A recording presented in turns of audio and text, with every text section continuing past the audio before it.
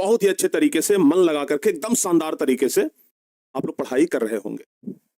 प्यारे बच्चों, हम लोग भूगोल में लगभग 2 चैप्टर खत्म कर चुके हैं, लगभग क्या पूरा ही खत्म हो गया है। आज तीसरा नंबर चैप्टर हम लोग शुरू करने वाले हैं, जो कि एक बहुत महत्वपूर्ण चैप्टर है। इस चैप्टर से भी परीक्षा में प्रश्न पूछे जाते हैं। ऐसे तो ज्योग्राफी में बात करें तो लगभग हर एक चैप्टर से कुछ ना कुछ प्रश्न परीक्षा में पूछा जाता है। तो टोटल 5 चैप्टर है, जिसमें हम लोग 3rd चैप्टर में आ चुके हैं। यानी इस चैप्टर को पढ़ने के बाद अब हमारे पास सिर्फ 2 चैप्टर बचेगा, सिर्फ 2 चैप्टर, यानी कि लगभग ज्योग्राफी का सिलेबस भी अपना लगभग समाप्त है। तो प्यारे बच्चों, आज हम लोग जिस चैप्टर को पढ़ने वाले हैं उसका नाम है निर्माण उद्योग। निर्माण उद्योग, ठीक है ना। आज इसी चैप्टर को हम लोग पढ़ेंगे बहुत बेहतरीन तरीके से। पूरा प्रयास है कि आप लोगों को पूरा समझा दें। तो आइए सब लोग अब तैयार हो जाइए। सभी बच्चे हमारे साथ जुड़ गए हैं और सब लोग गुड मॉर्निंग लिख रहे हैं। तो भाई सब बच्चों को हमारे तरफ से भी गुड मॉर्निंग। कैसे हैं आप लोग? सब सही तो है ना? ठीक तो है ना? आओ प्यारे बच्चों, हम लोग समझते हैं कि आखिर निर्माण उद्योग होता क्या है। ठीक है, निर्माण उद्योग के बारे में जानने का प्रयास करते हैं और तब जाकर के आप लोगों को सब कुछ अच्छे तरीके से समझ में आएगा। सबसे पहली बात तो ये आप लोग ध्यान रखिए कि हम लोगों का जो चैप्टर का नाम है निर्माण उद्योग, ठीक है ना, निर्माण उद्योग। अगर प्यारे बच्चे निर्माण उद्योग को हम लोग विनिर्माण बोले तो कोई गलत नहीं होगा, ठीक है ना। अगर हम लोग निर्माण उद्योग को विनिर्माण बोले तो गलत नहीं होगा, यानी कि निर्माण उद्योग को विनिर्माण भी कह सकते हैं, ठीक है ना। निर्माण उद्योग को विनिर्माण भी कह सकते हैं। अच्छा, कितने बच्चों को यह समझ में है कि विनिर्माण क्या होता है? अगर समझ में है तो यस सर लिखिए। अगर आपको समझ में नहीं है कि विनिर्माण सर शब्द ही पहली बार सुन रहे हैं, निर्माण शब्द तो सुने थे लेकिन विनिर्माण शब्द सर हम अगर पहली बार सुन रहे हैं, अगर आप लोग पहले से सुने थे तो यस सर लिखिए। अगर पहले कभी नहीं सुने थे तो नो सर लिखिए कमेंट बॉक्स में।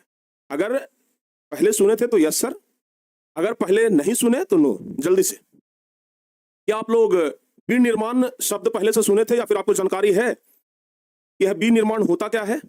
बताओ बाबू, जल्दी जल्दी से बताइए। नो, बहुत सारे बच्चे नहीं सुने हैं, पहली बार आज सुनेंगे कि यह विनिर्माण शब्द होता क्या है। देखो बाबू, विनिर्माण कहने का मतलब अगर एक लाइन में अगर आपको समझाना चाहें तो विनिर्माण का मतलब होता है कच्चा माल से पक्का माल तैयार करना, ठीक है ना। समझिएगा, विनिर्माण का मतलब अगर हम आपको एकदम सिंपल वे में समझाना चाहें तो इसका सीधा मतलब है कच्चा माल से पक्का माल तैयार करना। कच्चा माल से पक्का माल तैयार करना, ठीक है ना बाबू। कच्चा माल से पक्का माल तैयार करना ही विनिर्माण कहलाता है।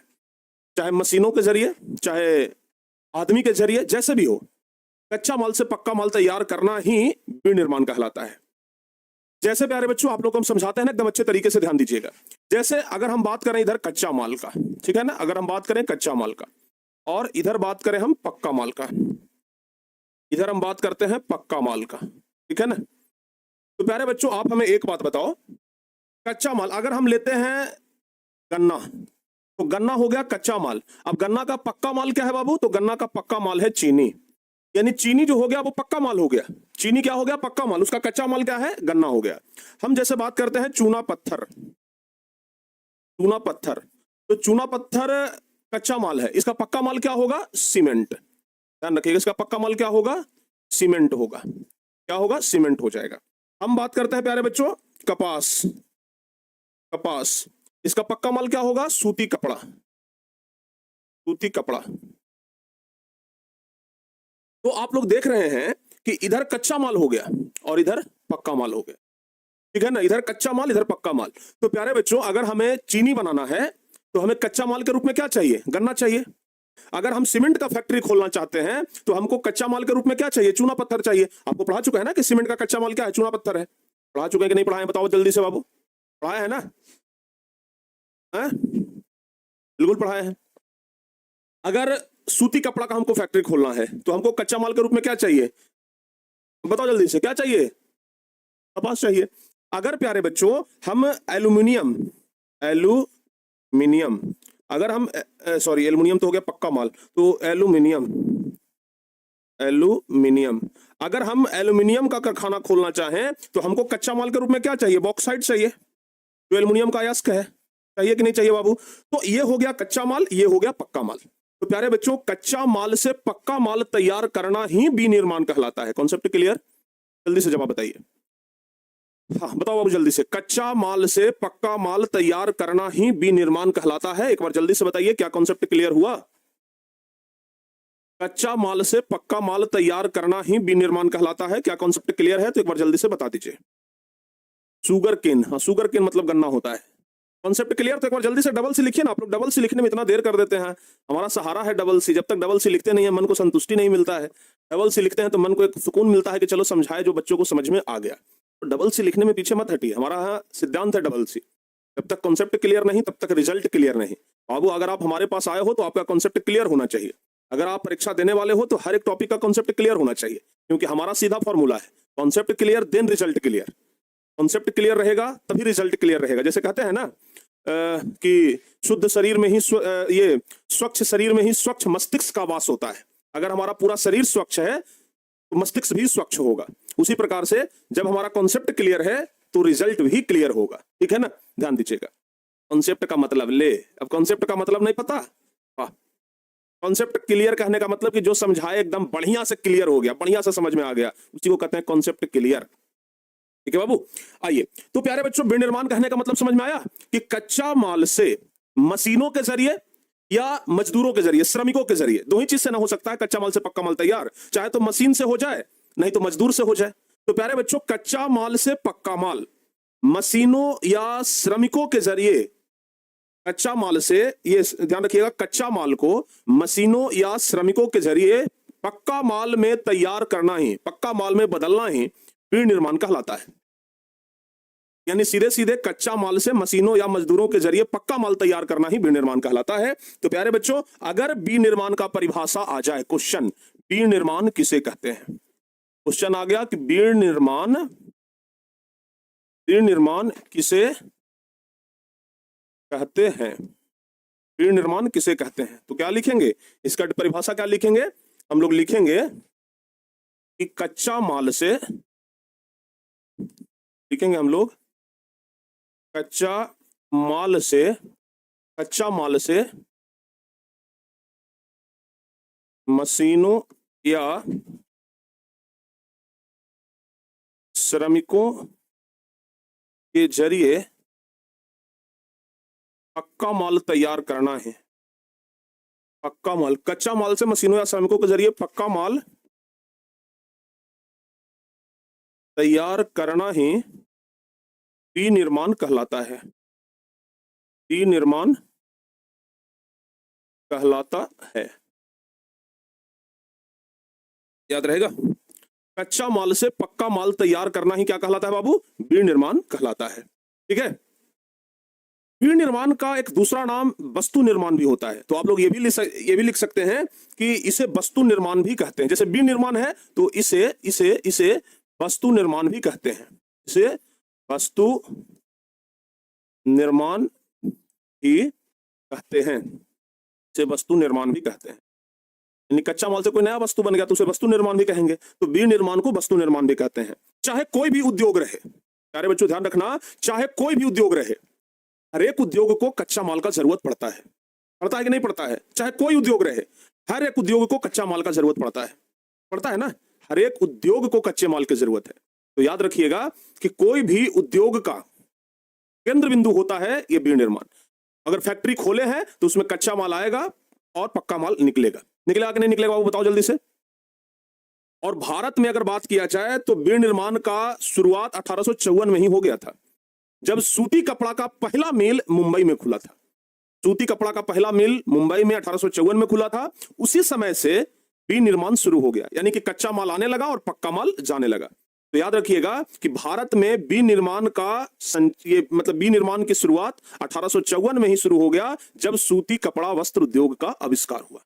ठीक है ना? तो भारत के बारे में आप लोग जरूर याद रखिएगा। भारत में, ठीक है बाबू, याद रखिएगा, भारत में विनिर्माण की शुरुआत, अगर बात करें हम भारत में विनिर्माण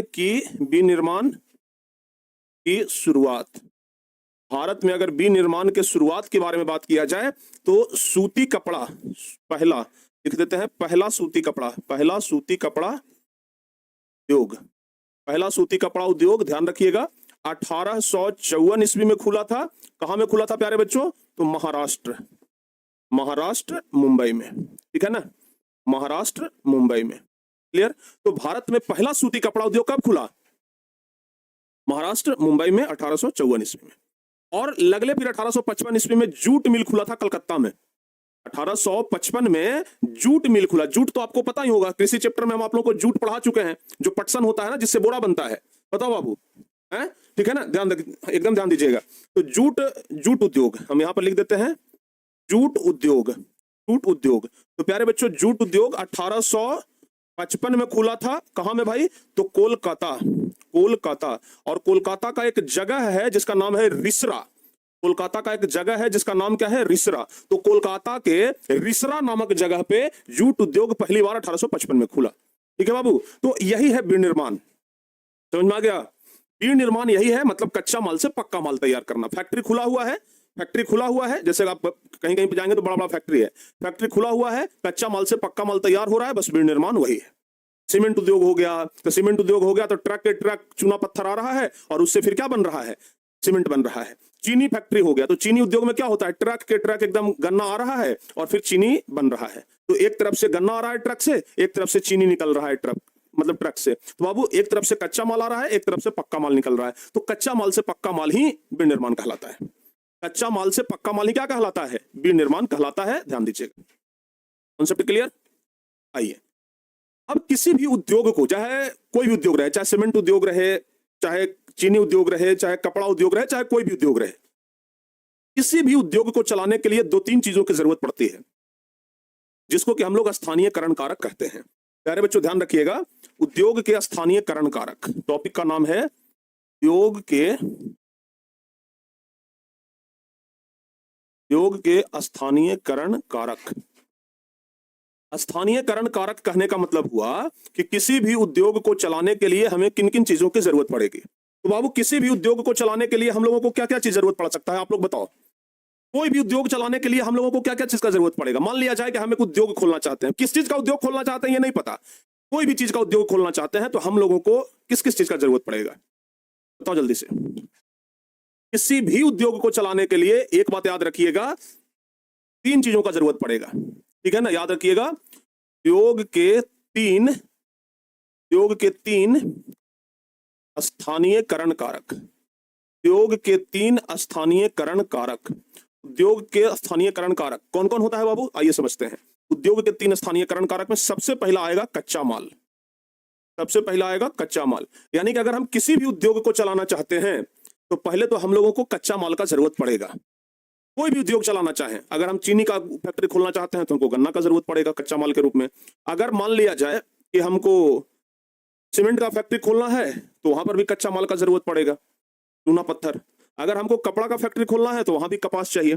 जूट का फैक्ट्री खोलना है तो वहां भी चाहिए हम लोगों को पटसन। यानी कि कोई भी उद्योग खोलेंगे तो कच्चा माल के रूप में तो हमको कुछ ना कुछ चाहिए। ठीक है ना? तो प्यारे बच्चों, उद्योग के 3 स्थानीय कारण कारक में पहला चीज तो हो गया कच्चा माल। पहला चीज तो कच्चा माल। दूसरा, कच्चा माल ठीक है, कच्चा माल तो मिल जाएगा, लेकिन उसके लिए पैसा रहना चाहिए ना। उसके पास पैसा रहेगा तब ये उद्योग चलेगा। यानी कि दूसरा जो सबसे महत्वपूर्ण चीज है वो है पूंजी। दूसरा है पूंजी। भाई, कोई भी उद्योग चलाना है तो क्या रहना चाहिए? पूंजी रहना चाहिए। अगर पूंजी है तभी आप उद्योग चला पाएंगे, अगर पूंजी नहीं है तो आप उद्योग नहीं चला पाएंगे। कच्चा माल तो बाजार में भरा पड़ा है। कच्चा माल, जैसे हमको चीनी का फैक्ट्री खोलना है तो कच्चा माल तो किसानों के पास है, कच्चा माल हम लोग को मिल जाएगा, लेकिन कच्चा माल किसानों से खरीदने के लिए पैसा चाहिए ना। तो बाबू, हमारे पास पूंजी होना चाहिए। क्या होना चाहिए? पूंजी। यानी कि किसी भी उद्योग को चलाने के लिए पहला स्थानीयकरण कारक कच्चा माल है और दूसरा पूंजी है। अगर मान लिया जाए कि कच्चा माल हम अपने खेत में खुद उपजा लिए, चलो भाई ठीक है, हमारे पास 100 बीघा खेत है और हम अपना उसमें कच्चा माल उपजा लिए, बहुत बढ़िया। लेकिन अब मशीन खरीदने के लिए पैसा चाहिए। अगर फैक्ट्री आप चलाना चाहते हैं तो मशीन खरीदिएगा, बिना मशीन के तो नहीं चल जाएगा। मशीन खरीदिएगा, उसके लिए पूंजी चाहिए। फैक्ट्री में काम करने के लिए मजदूर चाहिए, मजदूर को ये आप दीजिएगा वेतन, पैसा दीजिएगा, उसके लिए पूंजी चाहिए। यानी कि किसी भी उद्योग को चलाने के लिए एक तो कच्चा माल चाहिए और दूसरा चीज चाहिए पूंजी। दूसरा चीज क्या चाहिए बाबू? पूंजी चाहिए। ठीक है ना? और तीसरा क्या चाहिए? तीसरा चाहिए प्यारे बच्चों शक्ति के साधन। शक्ति के साधन कहने का मतलब जो मशीनमा खरीदे हैं पैसा से, वो मशीनमा को चालू करने के लिए किरोसिन तेल चाहिए, डीजल चाहिए, पेट्रोल चाहिए, कोयला चाहिए, बिजली चाहिए, ये सब चाहिए ना बाबू। फैक्ट्री को चलाने के लिए क्या चाहिए? फैक्ट्री को चलाने के लिए क्या चाहिए? बताओ जल्दी से, जल्दी जल्दी से बताइए। किसी भी फैक्ट्री को चलाने के लिए क्या चाहिए? बिजली चाहिए, कोयला चाहिए, डीजल चाहिए, पेट्रोल चाहिए, ये सब तो चाहिए ना। तो बाबू यही तीन चीज जो है वो बहुत जरूरी है और इसी को कहते हैं स्थानीयकरण कारक। ठीक है ना। तो किसी भी उद्योग को चलाने के लिए कच्चा माल, पूंजी और शक्ति के साधन की आवश्यकता होती है। परीक्षा में सवाल आएगा, क्या सवाल आएगा सर जी? परीक्षा में सवाल आएगा कि उद्योग के 3 स्थानीयकरण कारक को लिखें, ये वाला क्वेश्चन। उद्योग के 3 स्थानीयकरण कारक को लिखें, तो क्या लिखेंगे? लिखेंगे कि उद्योग के 3 स्थानीय कारक निम्नलिखित हैं। पहला, कच्चा माल। किसी भी उद्योग के आर्थिक विकास के लिए कच्चा माल का होना बहुत जरूरी है, तो पहला कच्चा माल चाहिए। दूसरा चाहिए पूंजी। पूंजी तो बाबू याद रखिएगा, किसी भी उद्योगों को चलाने के लिए, मशीन खरीदने के लिए पूंजी का जरूरत होगा। और तीसरा चाहिए शक्ति का साधन, यानी मशीनों को चलाने के लिए शक्ति का साधन होना अति अनिवार्य है, यानी पेट्रोल, डीजल, केरोसिन, कोयला, विद्युत, ये सब। ठीक है ना। तो प्यारे बच्चों एक बात ध्यान रखना कि उद्योग के कितने स्थानीयकरण कारक होते हैं, तो जवाब याद रखिएगा 3। ठीक है। सारे बच्चों को समझ में आ गया? जल्दी से बताइए। बहुत बढ़िया, आगे आते हैं। उद्योग कितने प्रकार के होते हैं? उद्योगों का वर्गीकरण अब हम लोग करते हैं। प्यारे बच्चों, उद्योग के प्रकार, उद्योग के प्रकार। अगर हम बात करें उद्योग के प्रकार का, उद्योग का वर्गीकरण भी जिसको कह सकते हैं, तो उद्योग कितने प्रकार के होते हैं? देखो बाबू, उद्योगों का वर्गीकरण ना कई आधार पर किया जाता है। उद्योगों का वर्गीकरण कई आधार पर किया जाता है। कच्चे माल के आधार पर किया जाता है, श्रमिकों के आधार पर किया जाता है। अब जैसे मान लिया जाए कि उद्योग में बहुत सारा श्रमिक है। अगर कोई उद्योग है, कोई फैक्ट्री है जिसमें बहुत ज्यादा मजदूर काम कर रहा है, बहुत ज्यादा किसी उद्योग में पूंजी लगा हुआ है, तो अगर किसी उद्योग में बहुत ज्यादा पूंजी लगा हुआ है या बहुत ज्यादा मजदूर लगा हुआ है और जिसका उत्पादन क्षमता भी अधिक है, मतलब कोई उद्योग से जो पक्का माल है वो बहुत अधिक उत्पादन हो रहा है, तो ध्यान रखिएगा, अगर किसी उद्योग में बहुत ज्यादा पूंजी लगा है, बहुत ज्यादा मजदूर लगा है, उत्पादन बहुत ज्यादा हो रहा है, तो वैसे उद्योग को बड़े पैमाने का उद्योग कहते हैं। बड़े पैमाने का उद्योग कहते हैं। क्या कहेंगे बाबू? बड़े पैमाने का उद्योग कहेंगे। ठीक है। दूसरा क्या होगा? दूसरा, एक तो हो गया बहुत बड़ा उद्योग। बहुत बड़ा उद्योग जिसमें मजदूर भी ढेर सारा काम कर रहा है, पैसा भी ढेर सारा लगा हुआ है, उत्पादन भी ढेर सारा हो रहा है, तो वैसे उद्योग को कहेंगे बड़े पैमाने का उद्योग। लेकिन एक उद्योग ऐसा होता है कि न ज्यादा बड़ा है न ज्यादा छोटा है, मिनिमम है, मतलब एवरेज कह सकते हैं।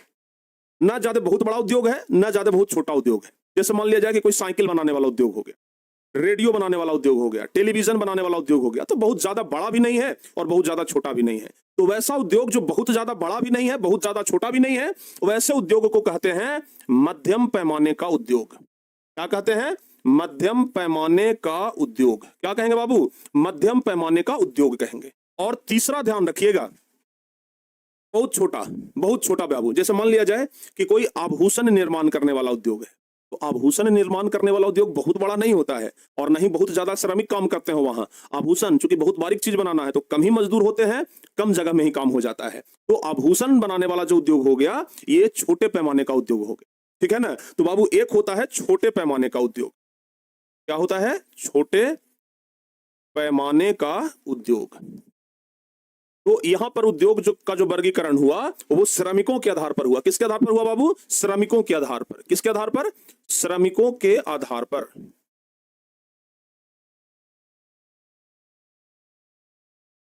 यहां पर जो उद्योग का निर्माण हुआ वो श्रमिकों के आधार पर हुआ। बड़े पैमाने का उद्योग, मध्यम पैमाने का उद्योग और छोटे पैमाने का उद्योग। क्लियर? तो ध्यान रखिएगा, उद्योगों का वर्गीकरण जिसमें बहुत ज्यादा मजदूर काम कर रहा हो, जिसका उत्पादन क्षमता भी बहुत अधिक हो, जिसमें बहुत अधिक पूंजी लगा हो, उसको बड़े पैमाने का उद्योग कहेंगे। जो कि बीच बीच वाला है, ना ज्यादा बहुत बड़ा है ना ज्यादा बहुत छोटा है, तो उसको कहेंगे मध्यम पैमाने का उद्योग। और एक है बहुत छोटा, उसको कहेंगे छोटे पैमाने का उद्योग। प्यारे बच्चों, यहां पर ना आप लोग अच्छे तरीके से इसको याद रखिएगा। अगर आपसे पूछा जाए उद्योगों का वर्गीकरण, तो आप लोग उद्योगों का वर्गीकरण याद रखिएगा। ये पहला हो गया बड़े पैमाने का उद्योग, ठीक है ना, और दूसरा हो गया मध्यम पैमाने का उद्योग और तीसरा हो गया छोटे पैमाने का उद्योग। बड़े पैमाने का उद्योग क्या है कि जब उद्योगों में बड़ी मात्रा में श्रमिकों और पूंजी का प्रयोग होता है। अभी बताया ना कि जब बहुत अधिक श्रमिक लगा हो, बहुत अधिक पूंजी लगा हो और अधिक उत्पादन हो, तो उन्हें बड़े पैमाने का उद्योग कहते हैं। जैसे सूती कपड़ा उद्योग, पटसन उद्योग इस श्रेणी में आते हैं। दूसरा हो गया मध्यम पैमाने का उद्योग। मध्यम पैमाने का उद्योग क्या है? जब उद्योग में न तो बहुत अधिक श्रम का प्रयोग होता है, समझिएगा, जब उद्योग में न तो बहुत अधिक श्रम का प्रयोग होता है और न ही बहुत उत्पादन होता है। ना तो बहुत श्रम का प्रयोग होगा और ना ही उत्पादन होगा, मतलब बहुत बड़े पैमाने पर अगर नहीं हो रहा हो, ठीक है ना, तो उन्हें मध्यम पैमाने का उद्योग कहते हैं, जैसे साइकिल, रेडियो, टेलीविजन उद्योग। और तीसरा होता है छोटे पैमाने का उद्योग। तो छोटे पैमाने का उद्योग क्या है? ग्रामीण, लघु तथा घरेलू उद्योग छोटे पैमाने का उद्योग है, यानी कि जो घरेलू स्तर पर संचालित किया जाए, जो ग्रामीण स्तर पर संचालित किया जाए, उसको कहते हैं छोटे उद्योग, जिसमें कि परिवार के सदस्य ही काम कर रहे हो या परिवार के सदस्य के अलावा एक दो व्यक्ति बाहरी हो। तो ऐसे तो ना मतलब इस प्रकार के उद्योग को छोटे पैमाने का उद्योग कहते हैं, जिसमें पूंजी भी कम लगाई जाती है। तो ये ध्यान रखिएगा। तो उद्योग छोटे पैमाने, श्रमिकों के आधार पर अगर बात किया जाए कि कितने श्रमिक उद्योग में काम कर रहे हैं, तो अगर उस अनुसार बात किया जाए तो बाबू क्या हो जाएगा? बड़े पैमाने का उद्योग, छोटे पैमाने का उद्योग और मध्यम पैमाने का उद्योग। ठीक है, कॉन्सेप्ट क्लियर? एकदम इस समय तो कोई दिमाग नहीं लगाना है, ये सब बिना दिमागी चीज है, बिना दिमाग लगे दिमाग में आ जाएगा। ठीक है ना, ये सब बड़ा आसान चीज है।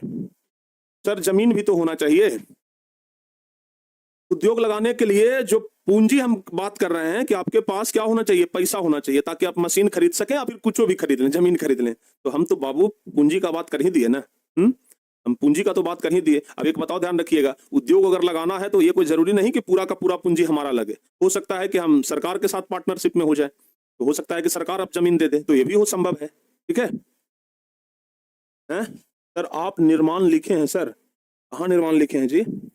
कहीं पे मिस्टेक हुआ है का? निर्माण उद्योग सही तो है, क्या दिक्कत है? वीर निर्माण, कच्चे माल से पक्का माल तैयार करना, क्या कोई दिक्कत आ रहा है क्या? एक बच्चा कमेंट कर रहा है कि सर निर्माण कहीं पर गलत लिखा हुआ है। कहाँ पे निर्माण गलत लिखा गया भाई? निर्माण, निर्माण, वीर निर्माण, निर्माण सही तो है। ये निर्माण की शुरुआत सी, यहाँ तक तो सही है। कहाँ पे निर्माण गलत लिखा गया है जी? चलिए सही है, कहीं पर मिस्टेक अगर हुआ होगा तो आप सुधार लीजिएगा। उतना तो समझदार है ना कि अगर निर्माण में थोड़ा सा बहुत गलती होगा तो सुधार ले। उसके लिए कमेंट कर रहे हैं कि सर निर्माण गलत है। आइए तीसरा देखते हैं, ठीक है ना, कच्चे माल के आधार पर। तीसरा नंबर आइए देखते हैं प्यारे बच्चों, कच्चे माल के आधार पर। हाँ, पैमाना मतलब अंशु, पैमाना मतलब एक बड़ा उद्योग, बड़े पैमाने का उद्योग कहने का मतलब जहाँ बड़ा ज्यादा मजदूर काम कर रहा। पैमाना को भूल जाइए, ऐसे याद रख लीजिए, बड़ा उद्योग, मध्यम उद्योग, छोटा उद्योग। पैमाना अगर समझ में नहीं आता है, हम पैमाना मतलब बड़ा क्षेत्र के अनुसार कह रहे हैं कि भाई बड़ा उद्योग है जहाँ ढेर सारा आदमी काम कर रहा हो, जहाँ बहुत सारा पूंजी लगा हो, तो उसको कहेंगे बड़े पैमाने का उद्योग। ठीक है ना? ठीक है बाबू, आइए अब होता है कच्चे माल के आधार पर। प्यारे बच्चों, कच्चे माल के आधार पर भी उद्योगों को बांटा गया। कच्चे माल के आधार पर भी उद्योगों को क्या किया गया? बांटा गया। तो कच्चे माल के आधार पर उद्योगों को कैसे बांटा गया, जरा ये समझ लेते हैं। कच्चे माल के आधार पर उद्योगों को कैसे बांटा गया? तो याद रखिएगा, कच्चे माल के आधार पर उद्योगों को बांटा गया किस तरीके से? दो तरीके से। एक हो गया भारी उद्योग और दूसरा हो गया हल्का उद्योग। कच्चे माल के आधार पर दो तरीके से बांटा गया, भारी उद्योग और हल्का उद्योग। तो प्यारे बच्चों, ये भारी उद्योग क्या है? तो ध्यान रखिएगा, जिसमें भारी कच्चा माल लगे, कच्चा माल भारी रहे, उसको कहेंगे भारी उद्योग। और जिसमें कच्चा माल हल्का रहे, उसको कहेंगे हल्का उद्योग। ठीक है, एकदम सिंपल है। कच्चा माल के आधार पर भी उद्योग को दो भागों में बांटा गया, एक भारी और एक हल्का। तो भारी मतलब जकरा में कच्चा माल बहुत भारी रहे, जैसे लोहा उद्योग की बात करते हैं, तो लोहा उद्योग में कच्चा माल क्या लगेगा? लोहा का अयस्क लगेगा। तो बाबू वो भारी होगा कि हल्का होगा? भारी होगा, भारी होगा ना। तो भाई अगर कोई कच्चा माल है तो उसमें भारी उद्योग लगेगा। ठीक है ना? अगर कोई हल्का उद्योग की बात करें, जैसे मान लिया जाए कि हमको ये रिमोट बनाना है, हमारा फैक्ट्री ये रिमोट बनाने वाला है, तो इसमें भारी कोई कच्चा माल लगेगा? अरे इसमें तो छोटा छोटा छोटा छोटा सब सामान होगा, जो हल्का हल्का सामान होगा, तो इसको कहेंगे हल्का, यानी इलेक्ट्रॉनिक उद्योग हल्का उद्योग में आ जाएगा। तो प्यारे बच्चों, भारी उद्योग और हल्का उद्योग कच्चे माल के आधार पर भी, ठीक है ना, कच्चे माल के आधार पर भी दो भागों में बांटा गया। तो ध्यान रखिएगा, एक हो गया भारी उद्योग और दूसरा हो गया हल्का उद्योग। तो इन उद्योगों में भारी कच्चे माल का प्रयोग होता है, जिससे विनिर्माण की वस्तुएं भी भारी हो जाती है। यानी कि भारी कच्चा माल रहेगा तो निर्माण वाला वस्तु भी भारी होगा, जैसे लोहा और इस्पात उद्योग। अगर मान लिया जाए कि हमारा है फैक्ट्री फोर व्हीलर बनाने वाला, ठीक है ना, जिसमें बहुत सारा गाड़ी बनता है, ट्रैक्टर बनता है, जो बड़ा बड़ा ट्रक होता है वो बनता है, तो उसको क्या कहेंगे? उसको भारी उद्योग में कहेंगे ना, क्योंकि भाई उसमें लोहा का प्रयोग हो रहा है, जो बन रहा है वो भी लोहा है। ठीक है ना, ध्यान दीजिएगा। तो प्यारे बच्चों, भारी उद्योग और हल्का उद्योग ध्यान रखिएगा, इन उद्योगों में भारी मतलब वैसा उद्योग जिसमें भारी कच्चा माल लगे, ठीक है ना, उसको कहेंगे भारी उद्योग, जैसे लोहा उद्योग। और ध्यान रखिएगा, जिसमें हल्का कच्चा माल का प्रयोग होता है उसे हम लोग क्या कहेंगे? हल्का कच्चा माल का प्रयोग कहेंगे, उसको हल्का उद्योग कहेंगे। यानी कि कच्चे माल के आधार पर भी दो भागों में। तो बाबू, अरे बच्चों को समझ में आ गया ना?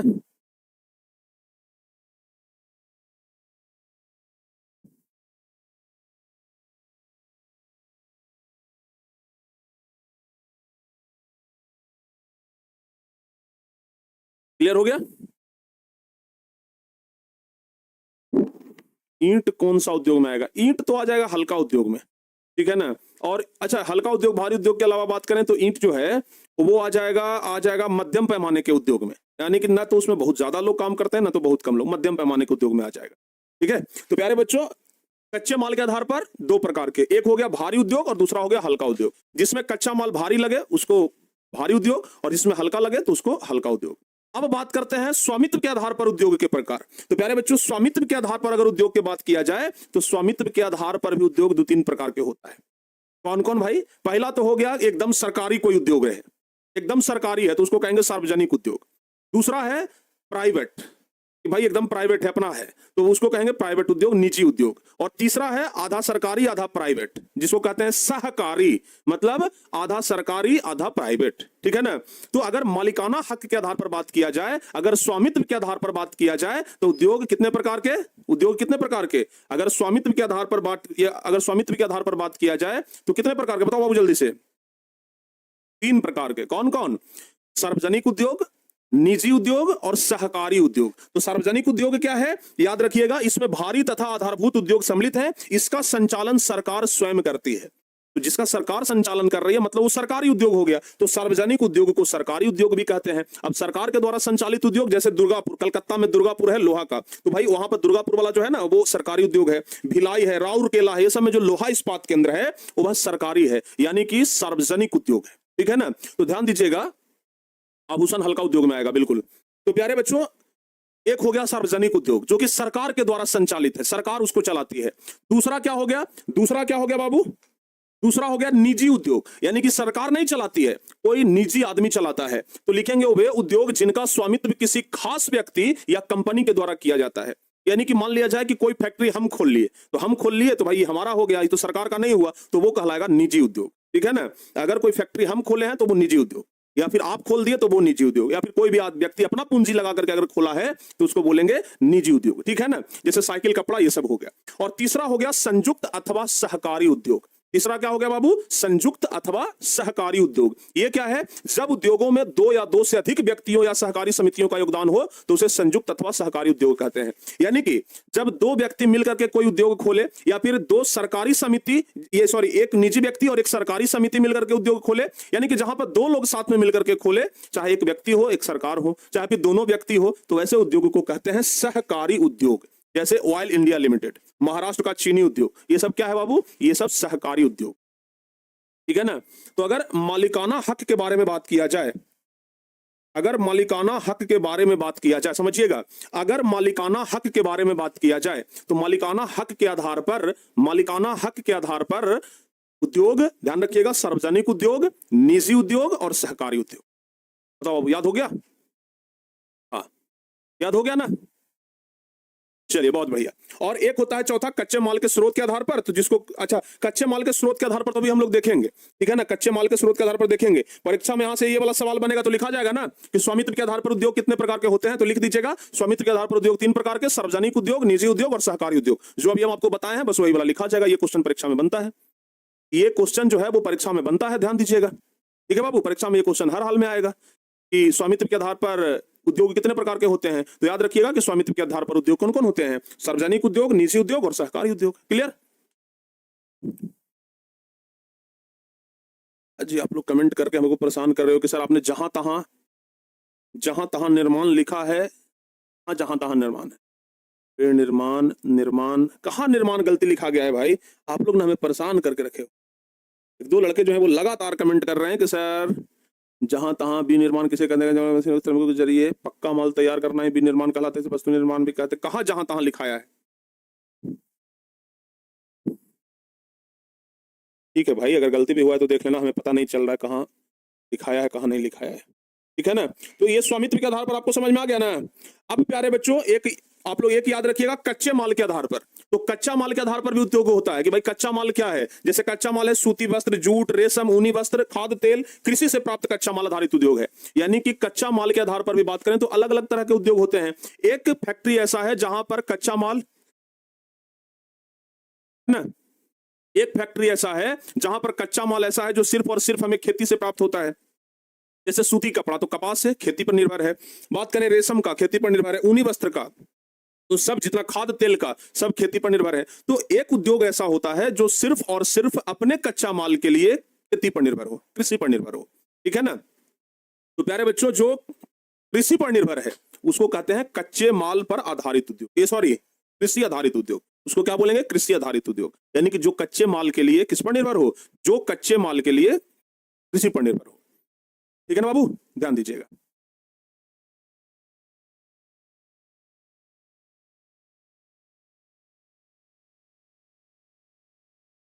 क्लियर, सारे बच्चों को समझ में आ गया, सभी बच्चों को समझ में आ गया, बताओ बाबू जल्दी से।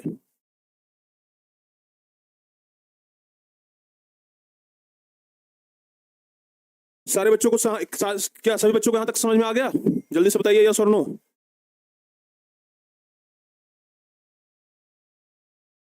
आज शाम में, आज शाम में बायोलॉजी का दूसरा चैप्टर होगा ना, ये सॉरी बायोलॉजी का थर्ड चैप्टर, तीसरा चैप्टर, बायोलॉजी का आज तीसरा चैप्टर होगा बाबू।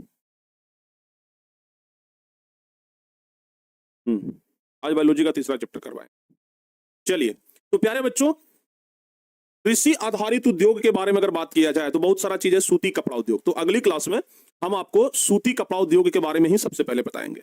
सूती कपड़ा उद्योग क्या है, सूती कपड़ा उद्योग के लिए भौगोलिक दशा क्या है, तो अगली क्लास में जब हम आएंगे ना तो सीधे कपड़ा पहनाएंगे, ठीक है, यानी सूती कपड़ा उद्योग के बारे में बतियाएंगे, ठीक है। तो अगला क्लास में आप लोग सूती कपड़ा उद्योग के लिए तैयार रहिएगा।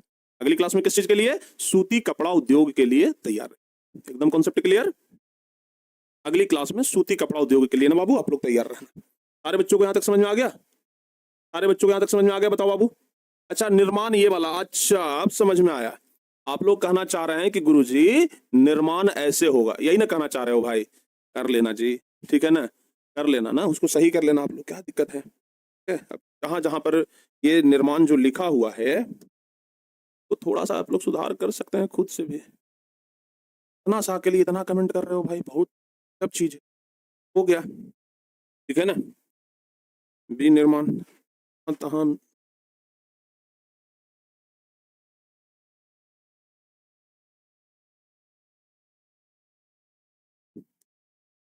अब जहां जहां है ना थोड़ा बहुत है तो उसको सुधार लीजिएगा आप लोग खुद से, ठीक है। तो प्यारे बच्चों, अगली क्लास में सूती वस्त्र उद्योग के बारे में हम लोग सीधे बात करना शुरू करेंगे। तो आज जो कुछ भी पढ़ाए हैं, अब जब अगली क्लास में आएंगे ना तो ये दिखाएंगे कि देखिए सूती कपड़ा का उद्योग कैसा होता है, कैसे बनता है सूती कपड़ा, ठीक है बाबू, सूती कपड़ा कैसे बनता है ना, ये सब अगली क्लास में हम लोग पढ़ने वाले हैं, ठीक है, ध्यान दीजिएगा। तो आइए प्यारे बच्चों, अब हम लोग आज की इस क्लास को यहीं पे समाप्त करते हैं और मिलते हैं हम आप लोगों से अब नेक्स्ट क्लास में। तो नेक्स्ट क्लास के लिए आप लोग तैयार रहिएगा, तब तक के लिए जय हिंद।